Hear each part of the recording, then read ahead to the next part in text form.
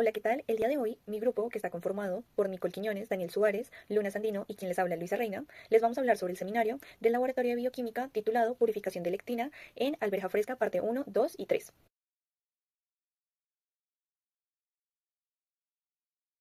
Esto es un proceso, o bueno, un conjunto de procesos que se utilizan para aislar, purificar o incluso producir proteínas, ya sea con el objetivo de pues, estudiarlas o en este caso realizar una serie de procesos que iremos explicando a partir de la presentación. Entonces para este proceso se suele crear una ruptura de células y de tejidos y pues para llegar a este proceso pues se necesitan las técnicas según correspondan para la proteína. Fotografía en columna es una técnica analítica que separa las moléculas de acuerdo a su tamaño y son separadas con base en solución. Entiéndase ilusión por que las moléculas son separadas en la columna y salen junto con la fase móvil.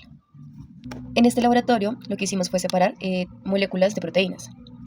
Cabe decir que la velocidad con la que salen estas moléculas dependerá de su afinidad con la fase estacionaria, que sería el gel SFAS, que es gel de estreno modificado, ya que este tiene pues en su matriz con poros de tamaño específico que cumplen con esta función.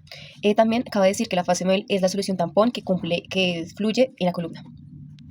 En esta imagen, como observamos, primero se coloca las proteínas en la parte superior de la columna. Y lo que pasará es que las moléculas más pequeñas penetran sobre los poros de la matriz, recorrerán más lenta la columna, y por otro lado, las moléculas grandes, como no entran en los poros, eluyen primero. Y se obtienen primero las moléculas más grandes con la fase móvil, y después, de un tiempo, se obtienen las moléculas pequeñas. La espectrofotometría es una técnica que mide la cantidad de luz que es absorbida o transmitida por alguna sustancia en función de la longitud de onda. Este proceso permite la cuantificación de algunas moléculas y en este caso pues sería de las proteínas, más específicamente sería la proteína de la arveja. La aglutinación es un proceso el cual se realiza para identificar la presencia de anticuerpos en la sangre. Esto se realiza por medio de la unión antígeno-anticuerpo. En nuestro caso, nosotros vamos a ver lo que es la unión lectinas-carbohidratos, que los carbohidratos se encuentran presentes en las membranas de los eritrocitos en forma de azúcares. Esta aglutinación se ve como una aglomeración de eritrocitos, lo cual se podrá ver en los resultados más adelante. La electroforesis es una técnica que nos permite separar y analizar biomoléculas en función de su peso molecular mediante un campo eléctrico. El principio básico de la electroforesis es que se basa en una migración de las moléculas en un campo eléctrico. Esto ocurre de la siguiente forma. Primero, a partir de una carga eléctrica de las moléculas, ya que estas siempre tienen una carga neta, sea positiva o negativa. Segundo, por un campo eléctrico, ya que si las moléculas están cargadas negativamente, se moverán hacia el anodo positivo. Por el contrario, si están cargadas positivamente, se moverán hacia el cátodo negativo. Tercero, se tendrá en cuenta el medio de separación, ya que este actuará tipo como una matriz, lo cual dificultará el movimiento de las moléculas, de modo que su velocidad de migración dependerá del tamaño, la forma y la carga que tengan estas moléculas. Y por último, se tendrá en cuenta el tampón de la electroforesis. Para la metodología de la extracción de proteínas, esta consistía en que teníamos arveja fresca y en este caso, como teníamos la harina, entonces teníamos que primeramente pesar 5 gramos aproximadamente para luego pasarlo a la licuadora. Y para facilitar su trituración, por así decirlo, se le añadía 10 mililitros de NaCl al 1%, con un poco de agua destilada. Acá ya tuvimos el extracto, se añadió unos tubos para meterlos a la centrifugadora y en la centrifugadora se configuró a 4000 revoluciones por minuto durante unos 10 minutos, a aproximadamente unos 4 grados centígrados. Pasados los 10 minutos y sacamos la muestra, en la muestra se obtenía como tal un sobrenadante y un precipitado. Entonces, en dos matraces diferentes, se tenía un matraz para sobrenadante y un matraz para precipitado. Entonces, teniendo los tubos, al momento de que se extrae como todo el sobrenadante, se hacen unos baños con el NaCl para diluir el precipitado y así poder verterlo en el segundo matraz. Pues en el segundo matraz como tal se vierte el precipitado. Ya luego a los extractos se les hace un ajuste de pH de aproximadamente 4.6 y ya luego estas muestras se dejan en la nevera con un agitador magnético y pues las muestras se dejaron hasta el siguiente día. En el siguiente día se pasaron de como tal el refrigerador al congelador. En el congelador pues la idea era que se mantuvieran las albúminas y las globulinas. Sacando los extractos del congelador, de aquí se sacaron 10 mililitros y se añadieron a unos tubos para volver a centrifugar, pero en este caso la centrífuga se configuró a 6000 revoluciones por minuto, pero esta vez durante unos 2 minutos. Después de esto se le añadieron 5 gramos de sulfato de amonio lo más molido posible, con el fin de poder, pues de que se pueda facilitar como la separación entre las albúminas y las globulinas. Entonces, lo que hace el sulfato de amonio es aumentar la fuerza iónica de la solución. Entonces, aquí lo que hace es que evita que el agua actúe con las proteínas. Ya cuando la sal como tal está disuelta, se vuelve a centrifugar durante unos 10 minutos a unos 6000 revoluciones por minuto. Acá como tal, el sobrenadante contiene las albuminas y el precipitado contiene las globulinas. Entonces, pues esto se separa. Entonces, para poder llevar esto a la columna de Cefadex E75, las albuminas se almacenan a 4 grados centígrados y las globulinas se vuelven a disolver en una solución de NaCl al 1%. Para hacer uso de la columna, eh, voy a como recitar el paso anterior. O sea, después de haber disuelto el extracto con sulfato de amonio y llevarlos a centrifugar, esta parte, las albuminas y globulinas se separan. Las albuminas quedan en el sobrenadante y las globulinas en el precipitado. Las albuminas se almacenan a 4 grados centígrados y las globulinas se redisuelven en cloruro de sodio. Así, posteriormente, se utiliza la columna y el cuidado que se realiza es primero hidratándola con agua hidratando el fiel de la columna con agua. Posteriormente se realiza un llenado 2 veces con cloruro de sodio y se tapa. Ya para utilizar la columna se retira el cloruro de sodio, se colocan 10 mililitros de las globulinas, que son las que se colocan dentro de la columna, alrededor de la parte superior. Así para que no haya un desplazamiento del gel y se dañe la muestra. Posteriormente se realizan mediciones de 3 milímetros en tubos densarios que posteriormente se llevarán a la espectrofotometría. Después de pasar por la columna de Cefadex, se prepararon 18 muestras. Esto para la lectura en el espectrofotómetro. Estas lecturas se realizaron a una absorbancia de 280 nanómetros y como tal las lecturas corresponden a las globulinas y las lectinas. Estos datos se organizaron en 2 tablas diferentes que más adelante se mostrarán y con estos datos se construyó la curva de calibración. Para llevar a cabo lo que es la aglutinación, lo primero que se hizo fue la extracción de sangre de uno de nuestros compañeros. Seguido a esto, a esa muestra se le realizaron varias centrifugaciones, cada una de 5 minutos a 4000 revoluciones por minuto. La primera se hizo para separar lo que es el plasma de la sangre de los eritrocitos y las posteriores se realizaron con solución de cloruro de sodio al 1% para separar la glucosa natural de la sangre, ya que esto puede afectar más adelante en el proceso de aglutinación. Seguido a esto, se utilizaron los eritrocitos restantes para una preparación de solución de eritrocitos, la cual lleva 4% eritrocitos y el resto es solución de cloruro de sodio al 1%. Bueno, esta solución se puso en una placa excavada, se pusieron diversas gotas en un orden específico que se ve más adelante en resultados, junto con albuminas, lectinas y extracto crudo y algunas azúcares como sacarosa y lactosa. Bueno, después de esto se esperó unos 30 minutos a que surgiera el resultado de la aglutinación. Para la metodología de la electroforesis, para la parte de la preparación de la muestra, lo primero que se hizo pues fue preparar las diferentes soluciones que se requerían para la electroforesis, para posteriormente ya solamente añadir una gota más o menos de cada muestra en el respectivo pozo. Estas muestras se montaron de izquierda a derecha en los pozos de la electroforesis. En el primer pozo encontramos el control positivo, que era la BSA. En el segundo pozo encontramos la M1, que es la lectina de alberja seca. En el tercer pozo encontramos la M2, que es la lectina de alberja fresca. En el cuarto pozo encontramos la M3, que es la albumina de frijol. En el quinto pozo encontramos la albumina de alberja seca. Y en el sexto pozo encontramos la M5, que es el extracto crudo de alberja fresca. Posteriormente, ya cuando se realizó este montaje, se conectaron los electrodos a la fuente de poder, el cátodo en el tanque superior y el anodo en el tanque inferior, para posteriormente realizar la corrida a 300 voltios mientras las muestras entran al giro.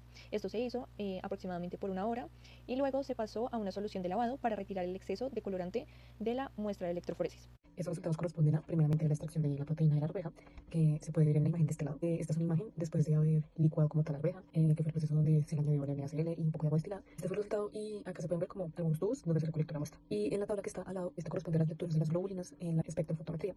Entonces, la primera columna corresponde a el número del tubo y la segunda columna corresponde a la absorbancia que se obtuvo para la muestra pues, de estas globulinas. De estas muestras que se obtuvieron, se tomaron los tubos 8, 9, 10, 16 y 17 para la extracción de las lectinas. En la tabla 2 podemos observar la tabla de lectinas.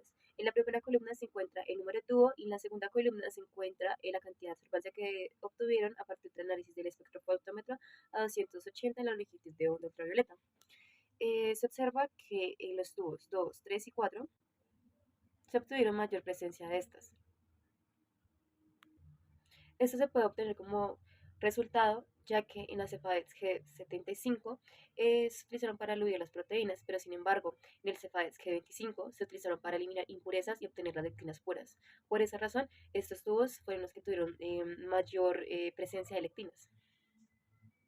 Cabe aclarar que en otros estudios, cuando se utilizan columnas de afinidad, esto se hace porque la glucosa actúa como un ligando para que las lectinas tengan una afinidad por este carbohidrato. Estas son atrapadas específicamente por estas columnas como la Cefadex G75 para que posteriormente, cuando pasen por la columna de la Cefadex G25, puedan ser purificadas completamente, permitiendo pues una pureza en su fracción final. En la curva de la calibración de la lectina, como se puede ver en la tabla de la izquierda, se obtuvieron mililitros de patrón y la medición de esa absorbancia. El patrón fue una proteína de albúmina, de huevo, con una concentración de 5 miligramos sobre mililitro. Lo que se hizo con esto fue que la gráfica que se encuentra en la mitad, de la cual con una regresión lineal se pudo obtener lo que es la ecuación de la misma, y con esa ecuación se pudieron obtener lo que son los mililitros de lectina de las pruebas anteriores. Bueno, con una regla de 3, estos mililitros de lectina se convierten en miligramos, dándonos a entender que en los tubos 2, 3 y 4 hay una concentración de entre 1.5 miligramos de proteína y 1.5 miligramos de proteína. Bueno, los resultados de la prueba de aglutinación, como se ve en pantalla, están organizados de tal manera que hay 3 columnas por letras A, B, C y 3 filas por números 1, 2 y 3. Bueno, la columna A tiene extracto crudo, la columna B tiene albuminas y la columna C tiene lectinas. La fila 1 tiene solución de eritrocitos, la fila 2 tiene solución de eritrocitos y sacarosa y la fila 3 tiene solución de eritrocitos y lactosa. Bueno, como se puede ver, el pozo 1A y el pozo 3A dieron positivos para lo que era la aglutinación. Como se puede ver en la imagen de la derecha, está el proceso de la aglutinación, en el que las lectinas se unen a las azúcares presentes en la superficie de los eritrocitos. Muy bien, esto se puede ver en el pozo 1A y en el pozo 3A, donde hay una aglutinación positiva, porque se ve un punto rojo muy visible, por así decirlo, característico de lo que es la aglutinación. El pozo 3A tenía lo que era la lactosa. Este azúcar debió dificultar el proceso de la aglutinación, sin embargo no fue el caso, y esto es porque las lectinas tienen como los espacios en los que se pueden unir a carbohidratos suelen ser como carbohidratos definidos, azúcares definidas. En este caso, la lectina de la arveja es más afín a lo que son las azúcares presentes en los eritrocitos que a la lactosa. En el pozo 1C se observa que no hubo aglutinación, y esto pasa porque en el pozo 1C había solo lectinas y solución de eritrocitos. Debió aglutinar, sin embargo no aglutinó porque las lectinas debieron haberse desnaturalizado en alguna parte del procedimiento de su extracción. En esta parte podemos encontrar los resultados de la electroforesis. Estos se van a leer de izquierda a derecha. En el primer pozo encontramos el BSA, que es el control positivo. En el segundo pozo encontramos el M1, el cual es la lectina de alberja seca. En el M2 encontramos la lectina de alberja fresca. En el M3 encontramos la albúmina de frijol. En el M4 encontramos la albúmina de alberja seca. Y en el M5 encontramos el extracto crudo de alberja fresca. En estos resultados se esperaba ver un desplazamiento de las bandas de las proteínas. Esto se pudo ver afectado un poco debido al tiempo en el que se realizó la electroforesis, ya que por literatura se recomienda que la electroforesis debe durar de 1 a 2 horas para tener el resultado esperado. A partir de la muestra control, o sea la BCA, se esperaba observar una banda nítida y clara en su desplazamiento, ya que esta nos iba a mostrar que la electroforesis estaba funcionando adecuadamente. Por otra parte, en el caso de las otras muestras, la M1, M2, M3, M4 y M5, se esperaba ver una banda de cada una. Además de que se esperaba realizar esta electroforesis con un marcador de peso molecular, así corroborar la identificación y tamaño molecular de estas proteínas. Además, cabe mencionar que en la muestra M2 se observó una incorrecta migración de esta banda. Esto pudo ocurrir por varios motivos. Uno de ellos puede ser porque la muestra se degradó o se encontró con muy baja concentración de la proteína. También puede ser porque presenta una incorrecta migración por error humano al momento de realizar la electroforesis. Bueno, para concluir, hay 3 conclusiones principales. La primera es que por medio de la espectrofotometría y la medición de la absorbancia se puede determinar muy bien dónde está la mayor concentración de proteínas para los procesos posteriores de su extracción. La segunda es las proteínas tienen que mantenerse a una temperatura preferiblemente 4 grados centígrados para evitar su desnaturalización. Y finalmente, que las lectinas pierden su capacidad de aglutinar en medios con alta presencia de azúcares, sobre todo la glucosa, porque las lectinas son muy afines a la glucosa. Entonces, en un medio que tenga mucha glucosa, por ejemplo, en un medio con eritrocitos y tenga mucha glucosa, no va a aglutinar aún así estén los eritrocitos. Gracias.